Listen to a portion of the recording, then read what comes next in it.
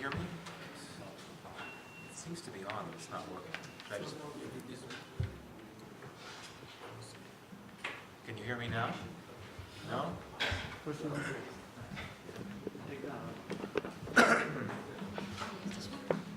Yeah, that one before, so. There we go, perfect. I assume everyone can hear me now. Well, thank you very much to the Archer Blood Center, and thank you especially to my friend Hauser, and all the others associated with this event. Thank you for inviting me to speak. It's an honor, and it's a pleasure. It's always a pleasure to have an excuse to get out of Washington for a few days, and particularly to come to New York, and especially when the weather is so unusually warm.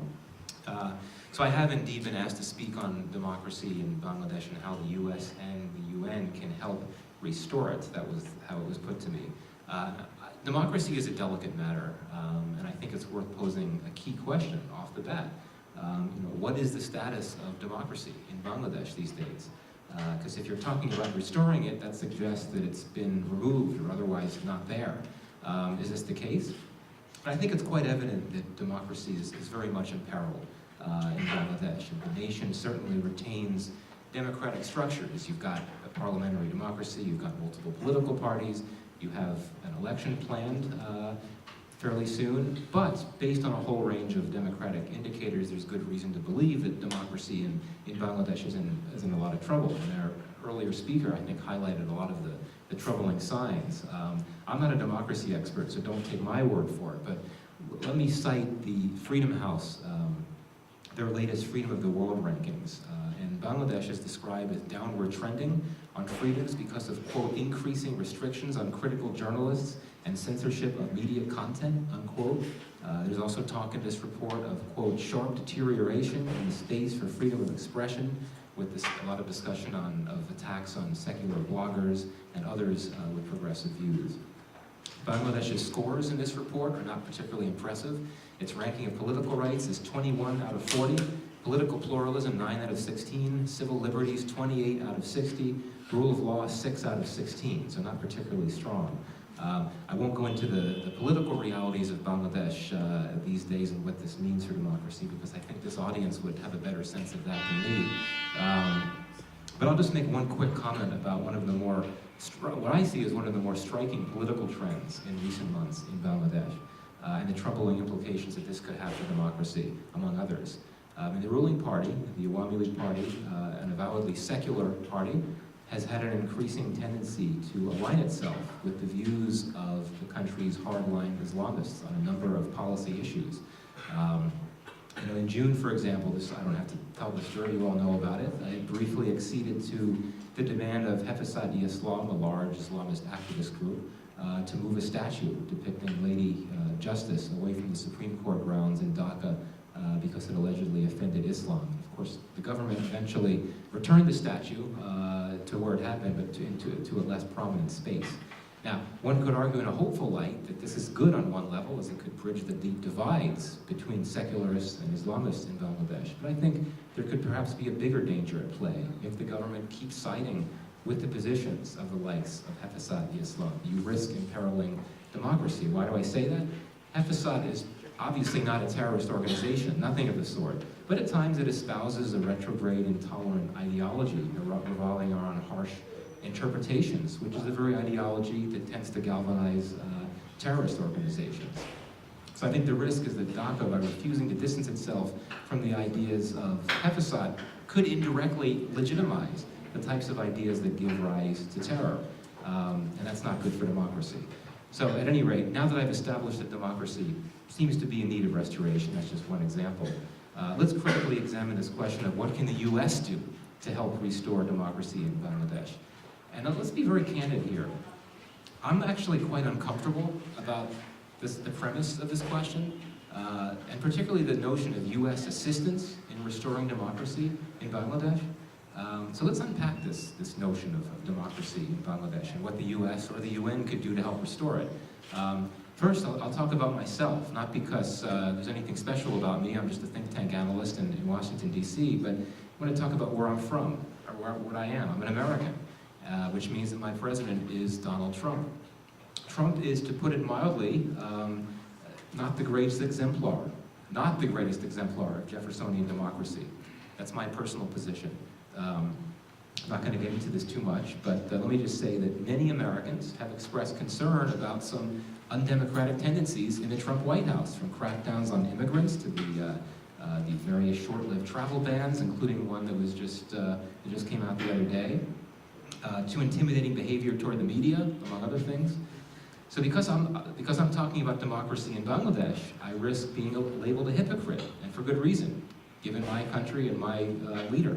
My country has, I think, experienced some considerable body blows to democracy over the last few months. The latest version of the Economic Intelligence Unit's Democracy Index, for the very first time, has downgraded the US rating from full democracy to flawed democracy. So for me, commenting on, and especially critiquing Bangladeshi democracy could be a bit awkward and really a bit hypocritical as well. One could perhaps argue that an equally apt question to pose, though not tonight, is what can Americans do? What should Americans do to help restore democracy in America? But that's a discussion for another day. I profess deep skepticism about the idea of the US helping restore democracy in Bangladesh, and I say that for several reasons. First, and I'll be very candid here, I do not think that Bangladesh is a front burner issue for the Trump administration. I think it's at most a back burner issue, and quite frankly, it may not even be on the radar at all. For reasons that I don't need to explain to a group like this, that's very unfortunate. That's a shame. I mean, given Bangladesh's location, its geographic location, its status as a relatively moderate Muslim majority state, Bangladesh should be front and center in strategic considerations for Washington, but it's not, and it really has not been for quite a few years. And I think it seems like the sad thing is that only when terrible things happen, when you have a mass casualty terrorist attack, or horrific flooding, or as we're seeing now, a very serious refugee crisis, only at those very difficult times does Washington seem to wake up to the realization that Bangladesh is very much there and very important. So the Trump administration hasn't really engaged all that much with Bangladesh. There have been encounters, there have been brief conversations, including a brief one here in this town at the UNGA not too long ago between Trump and Prime Minister Hasina, but all reports indicate that was not a particularly productive conversation. All this said, that there may be reason for hope that this administration will be a bit more attuned to Bangladesh, and that's because of one particular person who has already been mentioned here this evening. I was doing an interview with CNN right after that horrific terrorist attack at the Holy Bakery in the summer of 2016. And one of my main messages had been, in my interview, was that the Obama White House had ignored Bangladesh at its peril. It had taken its eye off the ball, even as radicalization was becoming more of an issue in Bangladesh, and US officials were not paying enough attention. So I was followed in that interview by none other than Lisa Curtis, who at the time was an extremely well-regarded South Asia analyst at the Heritage Foundation. And what Lisa said, I think, was very striking. She said, yes, I agree with Michael, we have not been paying enough attention to Bangladesh. Now, Lisa has always paid a lot of attention to Bangladesh. She's been one of the very few DC think tank analysts who had really researched and written on the country in detail. And now, as we all know, she is the Senior Director for South Asia at the National Security Council at the White House. So maybe with Lisa managing South Asia policy in the White House, Bangladesh will get more attention there. But then again, she's just one person. Even though she's in a senior position, she's just one person. And when President Trump came out with his new strategy for Afghanistan and South Asia a few months back, he talked about Afghanistan. What other countries did he talk about? He talked about India, and he talked about Pakistan. I don't think he mentioned the word Bangladesh once in that somewhat long speech. Another reason I'm skeptical about this notion of the US helping restore democracy in Bangladesh is that the Trump White House does not really strike me as an administration that boldly embraces democracy promotion. This is an administration whose foreign policy really revolves around one singular goal: protecting American lives. I've heard senior Trump officials say this very explicitly in a number of closed-door meetings around town in Washington over the last few months.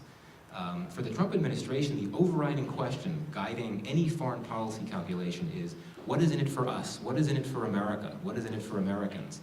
Now, according to this calculus, it makes good sense to emphasize counterterrorism in foreign policy because terrorists can threaten America. It makes good sense to reconsider trade arrangements that may not benefit the US economy and could threaten American jobs. This is, of course, what comes to what's never really been defined well, but we all understand as the America First philosophy. To be very frank, I don't see much that's America First about engineering a strong push for democracy in Bangladesh. The best way to get Trump's ear, I think, on democracy promotion in Bangladesh is if you were to invoke the T word, terrorism.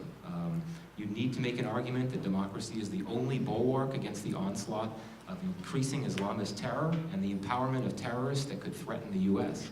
That could be a powerful argument, but is it a sound one? On some levels, perhaps, yes, because when you cut off channels for peaceful dissent, as the current government has been doing for a while, you increase the prospects for radicalization. But then again, I think we need to be clear. Bangladesh is not a particularly democratic place right now, and yet the terrorism threat, at least for now, seems to have abated. At least for now. There have been all kinds of heavy crackdowns and arrests of suspected terrorists, and I accentuate the word suspected in many cases here. The number of terrorist attacks has gone down in recent months. So it's not necessarily true that you need democracy to push back against terror. Bangladesh has pushed back against terror in an environment that's often lacking in democracy.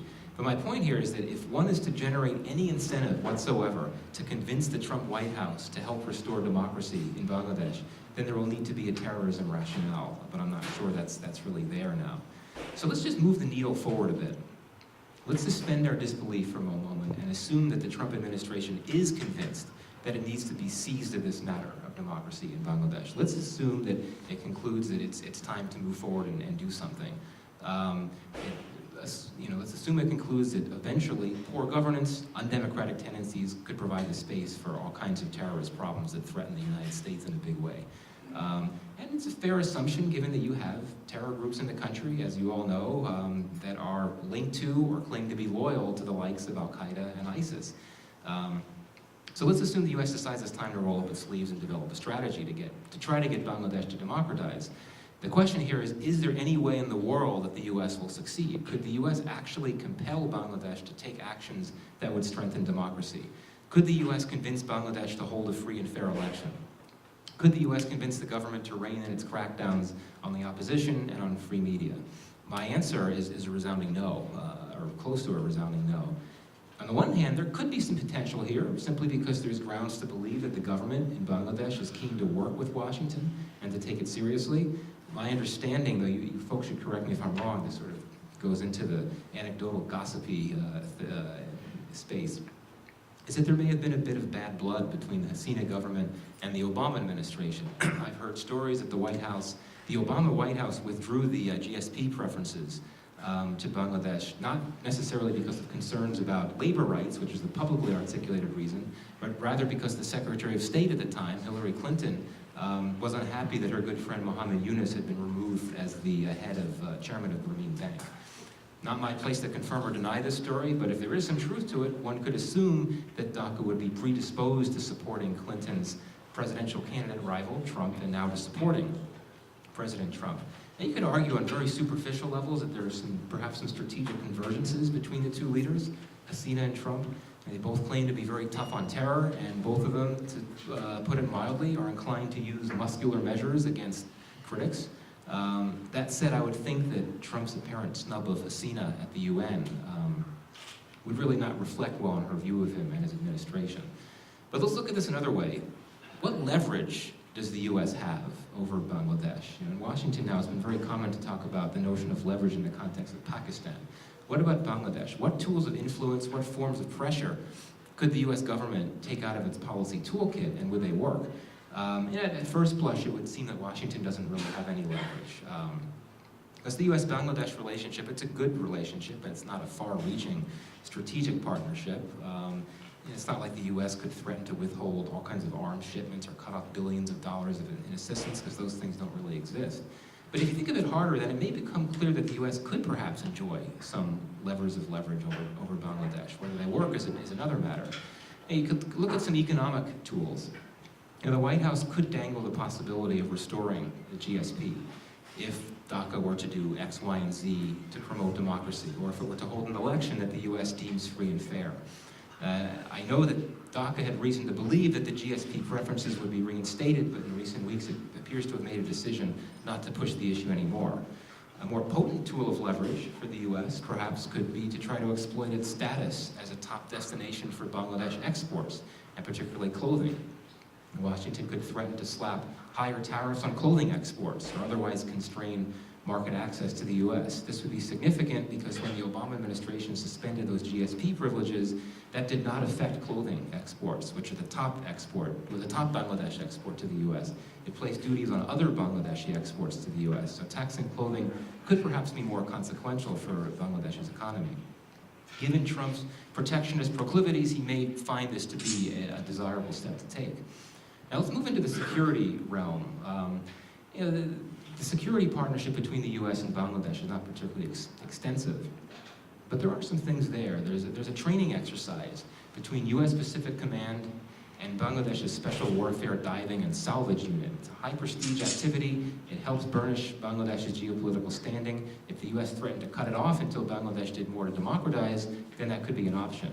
And there are other hypothetical options out there that the US could take, though I think they'd be too drastic, not to mention pretty cruel and undesirable. For instance, if the US were to try to limit the ability of non-resident Bangladeshis in the US to remit money back to Bangladesh. Now sure, I don't really think that would make much sense, given that the amount of remittances from the US make up a small component of Bangladesh's economy. I think about 60% of Bangladesh remittances actually come from the Gulf.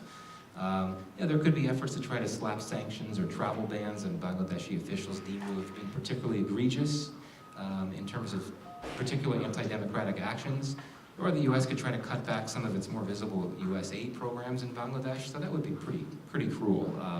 I don't think even a government as tough love oriented as the Trump one would dare to withdraw development aid, particularly if you're talking about things like cutting off funding to the Bangladesh Sesame Street.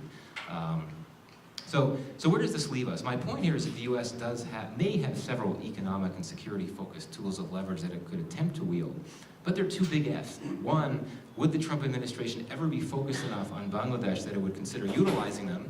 And two, if it did use them, would they succeed, and would Bangladesh actually respond in ways that would help promote democracy? I think the answer to the first question depends on how much, if at all, the Trump administration would sign on to the terrorism rationale for engaging Bangladesh on the democracy issue. The answer to the second question is also tricky, and it comes down to basic issues of power, interests, reputation. And the current government in Bangladesh, as most governments, is concerned about power. It's curtailed democratic rights in great part to ensure its hold on power. If it were to relax those policies, that could undercut its power. If it were to allow more peaceful channels for dissent, if it were to hold a free and fair election, its hold on power could be loosened. It could ultimately be sent packing and voted out of power. So the question is, how important is it for the AL to maintain this power? How much of an interest does the AL have in safeguarding its power at all costs, and especially as this has an impact on its global reputation?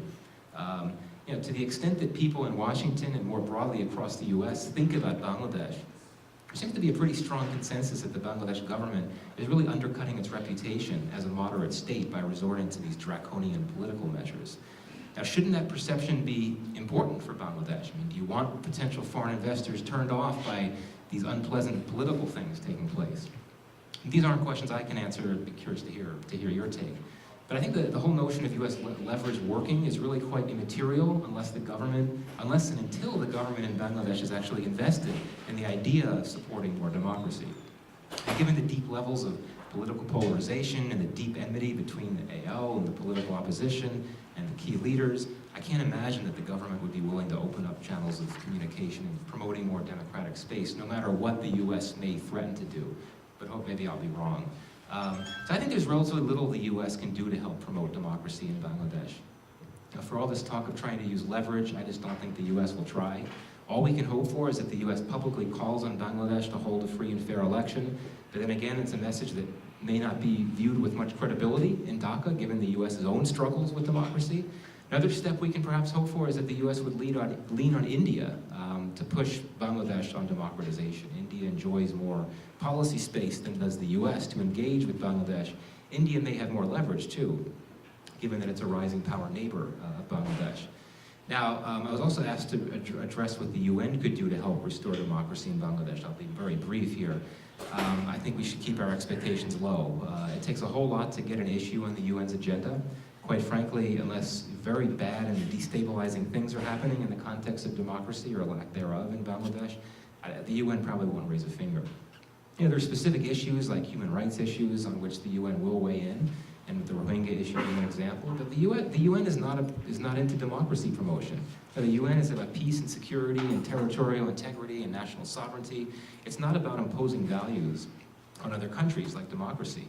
And incidentally, the term democracy does not appear anywhere in the UN Charter, so far as I know. You know, another factor that suggests the UN won't really push Bangladesh on the democracy front is the solid relationship between the UN and Bangladesh. Bangladesh, as you all know, has made very useful and substantive contributions to the UN. And correct me if I'm wrong, but I think that Bangladesh supplies more troops than any other country in the world for UN peacekeeping missions. That's tremendous. So I don't know if there would be a desire on the part of the UN to rock the boat anymore that would need to be the case. So before I conclude, I'll just say a few words about human rights, and I'll just say a few things about the Rohingya issue, which is obviously a very salient matter. I know others will speak more than I on this. You know, you all know the basics, that the numbers are staggering. In recent weeks, at least 400,000 of them have fled into Bangladesh, a country that's already had several 100,000 Rohingya refugees there before the latest migrations. And there's nothing new about this. They've been coming since the 1970s. And back in the early 90s, you had a wave of about 250,000 coming in. The Rohingya issue is admittedly a very delicate and difficult policy dilemma for Dhaka. Given that Bangladesh is a poor country with one of the highest population densities in Asia, Dhaka is the most densely populated city in the world, I believe. So what to make of the Rohingya situation and what might await those who have arrived in recent weeks? And I think there are two possible trajectories here. One is pretty skeptical, the other is more hopeful. I'll start with the skeptical because I want to try to end on a positive note, because I haven't been very positive in everything else I've said. There's good reason to fear that the new arrivals could be persecuted under the guise of counterterrorism.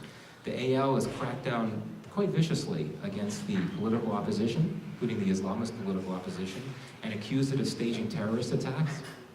In reality, as you all know, the rash of terrorist attacks suffered by Bangladesh in recent years is mainly the work of local terror groups like the JMB, Jamaat Mujahideen Bangladesh, with assistance perhaps from Al-Qaeda and ISIS.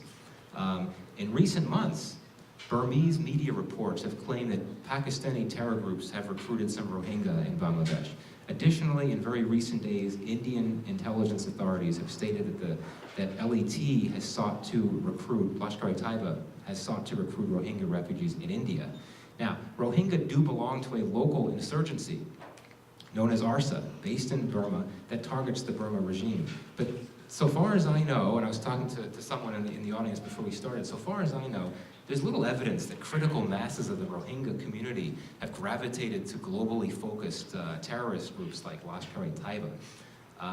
And yet, the Rohingya refugees in Bangladesh may have to suffer for the sins of a small group of them that have turned to militancy, whether to ARSA or something beyond that.